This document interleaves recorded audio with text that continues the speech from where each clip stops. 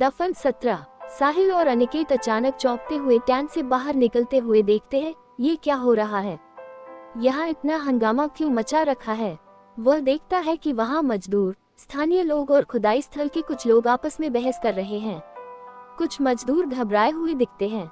अनिकेत आगे बढ़ते हुए एक मजदूर से कह रहा था, यहाँ क्या हो रहा है?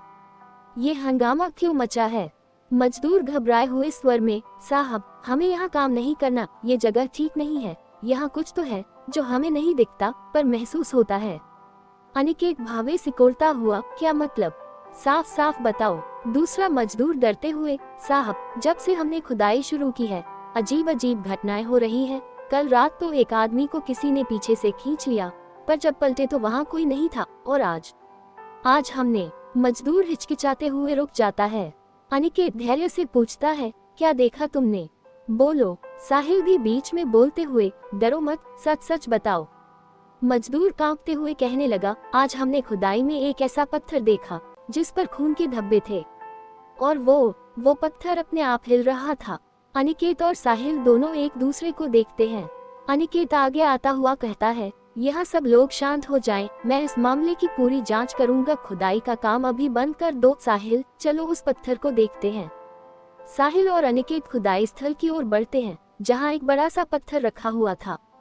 उस पर वाकई धब्बे थे और स्पर्श करने में वह पत्थर अजीब सी ठंडक दे रहा था। साहिल धीमे स्वर में, सर, ये पत्थर अजीब है। क्या आपको लगता है कि ये भी किसी इंस्क्रिप्शन का हिस्सा हो सकता है? अनिकेत सोचते हुए, शायद, लेकिन इस पत्थर के साथ कुछ तो है जो इसे अलग बनाता है। हमें इसे ध्यान से देखना होगा। तभी पीछे से एक स्थानीय व्यक्ति आता है। स्थानीय व्यक्ति चिंतित स्वर में, साहब, आप लोग यहाँ क्यों आए हैं? ये जगह ठीक नहीं है। अनिकेत शांत स्वर में, तुम हमारी चिंता मत करो। अनिकेत अब पत्थर को गौर से देखता हुआ निर्णायक स्वर में कहता है, साहिल, इस पत्थर को जांच के लिए सुरक्षित रखना होगा। वैसे यहाँ कुछ तो ऐसा है जो हमें समझना होगा और सच को सामने लाना होगा। साहिल सिर हिलाते हुए, ठीक है सर।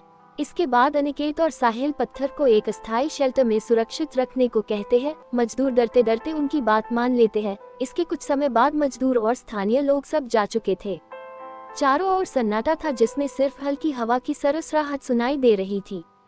साहिल अनिकेत से, सर, क्या पत्थर को इस शेल्टर में रखना सुरक्षित रहेगा? लेकिन क्या आपको नहीं लगता कि इसे वापस ले जाना भी सही नहीं होगा? यहाँ के लोग तो इसे श्रापित मानते हैं।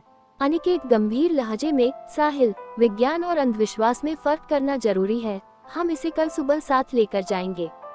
साहिल थोड़ी झिझक के साथ, ठीक है सर, लेकिन मुझे ये जगह सही नहीं लग रही। यहाँ का माहौल कुछ अलग सा है। अनिकेत हंसते हुए, साहिल, ज्यादा सोचो मत, अभी आराम करो। सुबह ताज़ा दिमाग से आगे की प्लानिंग करेंगे। फिर दोनों पास के एक अस्थायी टेंट में चले जाते हैं। लेकिन शेल्टर में रखे पत्थर पर हल्की सी धुंध जमा होने लगती है, जैसे पत्थर के चारों ओर कोई अज्ञात ऊर्जा हो। देर दोपहर के समय काशी के खुदाई स्थल पर गहरी खामोशी छाई हुई थी। ध्रुव टेंट के बाहर खड़ा था। उसके चेहरे पर बेचैनी और डर साफ झलक रहा था। तभी दूर से कार की आवाज सुनाई देती है। ध्रुव सिर घुमाकर देखता है कि थोड़ी ही देर में एक कार पास आकर रुकती है। उससे शाहिद और यश उतरते हैं। दोनों के चेहरे पर दबंगई और बेपरवाह अंदाज साफ झलक रहा था। यश मुस्कुराते हुए ध्रुव की ओर बढ़ते हुए कहता है, क्या हाल है मेरे भाई? तूने मना किया था, फिर भी हम आ गए। आखिर दोस्ती निभाने का इतना तो हक बनता है ना? ध्रुव चारों ओर नजर घुमाते हुए धीमी आवाज में कहता है, तुम लोग यहाँ क्यों आए हो? मैंने साफ कहा था, सब ठीक है, माहिरा को लेकर कुछ मत करना। शाहिद हंसते हुए ध्रुव की पीठ पर हाथ मारते हुए कहता है, अरे, तेरा डर देखकर तो मजा आ रहा है भाई। तू चिंता मत कर, हम कुछ ज्यादा नहीं करेंगे, बस उसे थोड़ा सबक सिखा देंगे। तेरी तो जान बचा रहे हैं, समझा कर। ये सुनते ध्रुव की घबराहट बढ़ने लगती है। वह कुछ कहने ही वाला होता है कि तभी श्रीवास्तव का फोन आता है। श्रीवास्तव, ध्रुव, सुनो, मैं और नारायण आज शहर जा रहे हैं। खाने पीने का सामान खत्म हो गया है और कुछ और जरूरी चीजें भी लानी है। ध्रुव, अच्छा। श्रीवास्तव आगे कहता है, हाँ, प्रोफेसर साहब भी यहाँ नहीं है। वैसे भी यहाँ काम ज्यादा नहीं बचा है, तो हम देर रात तक वापस आने की कोशिश करेंगे। अगर देर हो गई तो शायद हम नारायण के घर ही रुक जाएं। तुम और माहिरा यहाँ संभाल लेना। ध्रुव ये सुनकर और अधिक परेशान हो जाता है। उसकी नज़र शाहिद और यश की ओर जाती है, जो ये सब सुनकर शातिर मुस्कान के साथ एक दूसरे को देखते हैं। ध्रुव ठंडे स्वर में कहता है, ठीक है, आप लोग ध्यान रखना। कॉल डिस्कनेक्ट होते वह अपने दोस्तों की ओर देखता है, वे काफी हद तक उनकी बात सुन चुके थे। ध्रुव देखता है कि शाहिद और यश की मुस्कान और चौड़ी हो जाती है। शाहिद ध्रुव के पास आता उसका कंधा थपथपाता हुआ कहता है, इसका मतलब तुम और माहिरा ही अकेले बचे हो। यश भी कहने लगा, वाह भाई, अब तो रास्ता बिल्कुल साफ है, कोई रोकने वाला नहीं है और वो तेरी माहिरा। अब उसे सबक सिखाने का सही मौका है। ध्रुव गुस्से और डर के मिश्रण भरे भाव में कहता है, तुम लोग पागल हो गए हो।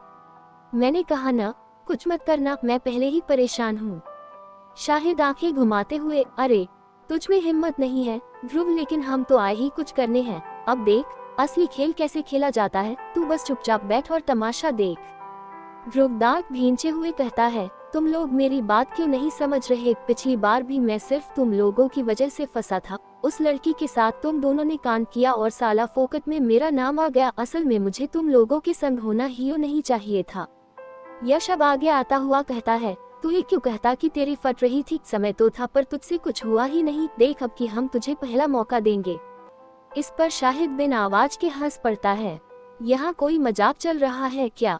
माहिरा मीशा नहीं है जिसके साथ तुम लोगों ने कांड किया था। वो तो चुपचाप सुसाइड करके सारा सच अपने साथ ले गई, पर ये माहिरा है। और तुम भूल रहे हो, जब उसी दिन में तुम लोगों ने मीशा को फॉलो किया था, तब उस बात की पहली गवाह माहिरा ही थी। बस फालतू में मेरा नाम चला गया।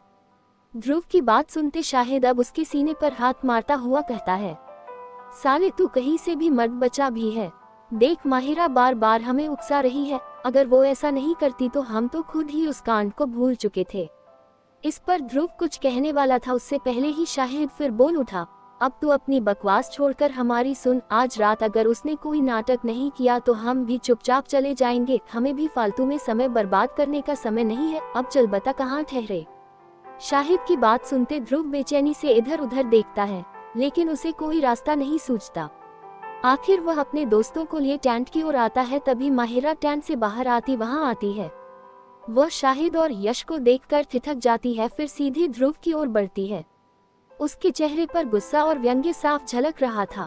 माहिरा ध्रुव की ओर व्यंग्यात्मक स्वर में कहती हुई, ओह तो तुम्हारे दोस्त भी यहाँ आ गए, क्या बात है? तुम तो बड़े फेमस हो, लेकिन देखना मेरे खिलाफ कोई चाल मत चलाना, मैं तुम्हारी जिंदगी बर्बाद कर दूंगी। शाहिद और यश माहिरा की बात सुनकर हंसने लगते हैं। माहिरा उनकी ओर गुस्से से देखती वापस टेंट के अंदर चली जाती है। शाहिद हंसते हुए, यार ये तो बड़ी तेज है, इसे चुप कराना जरूरी है, आज रात इसे देखेंगे। ध्रुव गुस्से से चिल्लाते हुए, नहीं, मैंने कहा कुछ मत करना, माहिरा से दूर रहो, ये सही नहीं है। शाहिद शातिर मुस्कान के साथ, ध्रुव अब ये हमारे हाथ में है, तू टेंशन मत ले, सब बढ़िया रहेगा। ध्रुव बेबस होकर वहीं खड़ा रह जाता है। उसका दिल दहशत और गुस्से से भर जाता है। कहानी आगे जारी रहेगी। कहानी पसंद आने पर लाइक करें, सब्सक्राइब करें और मित्रों से साझा करना बिल्कुल न भूलें। धन्यवाद।